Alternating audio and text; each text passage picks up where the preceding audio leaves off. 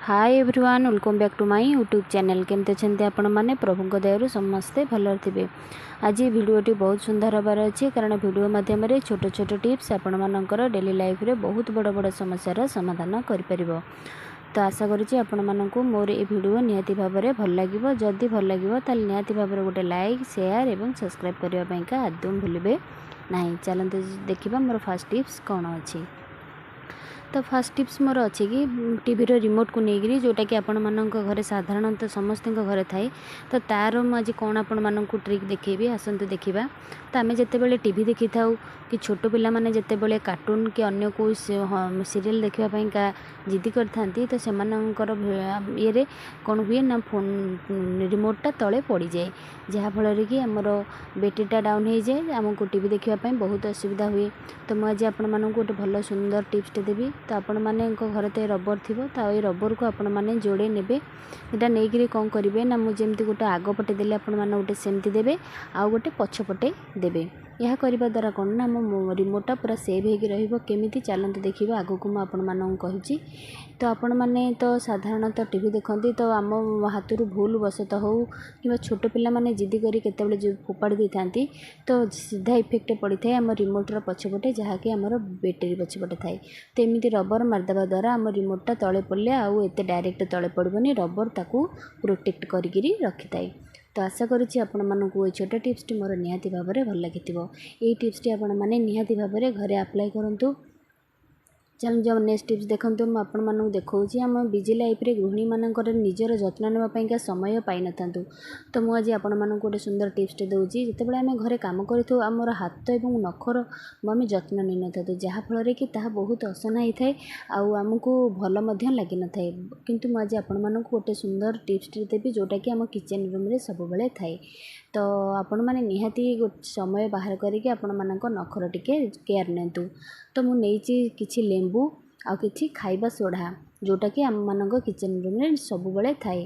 तो आपण कौन करेंगे ना यही लेंबू उपर टे खाइबा सोढ़ा को देदेवे देकर आमर जो नख आम कम कलापर आम नखर अवस्था पूरा खराब हो जाए थाए सुंदर देखा जाए न थाए। तो से आपण मानक ये छोटिया टिप्सटा आपण मानी आनी।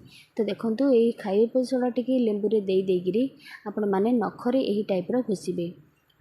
लेंबू तो साधारणतः समस्त घरे थाए किंतु लेंबूर यूज समस्ते जानी न था।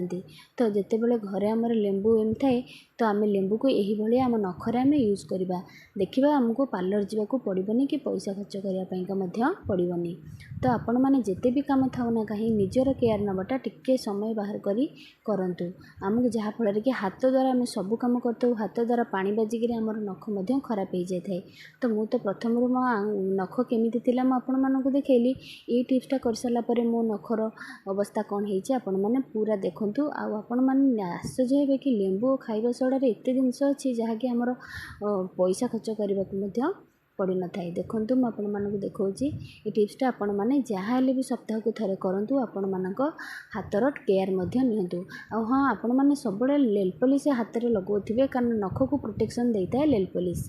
तो आपण मैंने निहाती भाव में नेल पॉलिश यूज करते। देखो हाथ धोई आसरी देखो मो नख दी प्रकार नख आपण मैंने देखो गोटे नेल पॉलिश लगे जो बिना नेल पॉलिश केते फरक आपण मैंने देखिपे।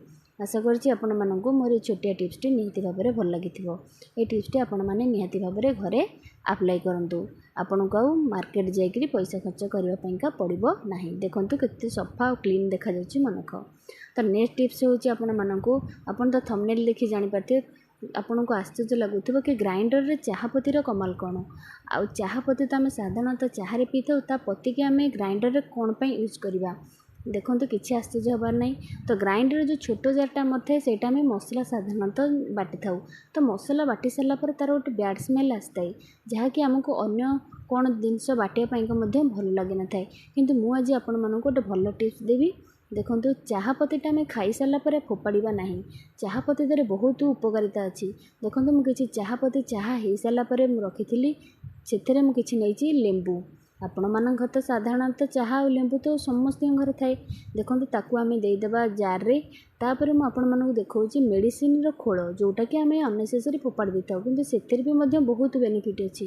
ଆପଣମାନେ ତାକୁ ଟିକେ ଛୋଟ ଛୋଟ ପିସ୍ କରି କାଟିକିରି ଗ୍ରାଇଣ୍ଡିଙ୍ଗ ଜାର୍ରେ ଦେଇଦେବେ, ଟିକେ ପାଣି ଦେଇକିରି ଆମେ ତାକୁ ବାଟିଦେବା। ଦେଖନ୍ତୁ କେତେ ସୁନ୍ଦର ଭାବରେ ବାଟି ହେଇଗଲା, ଆଉ ସ୍ମେଲ୍ ମଧ୍ୟ ଆପଣମାନଙ୍କର ପଳେଇବ, ଗୋଟେ ଅଜବ ପ୍ରକାର ସ୍ମେଲ୍ ଆସିବ।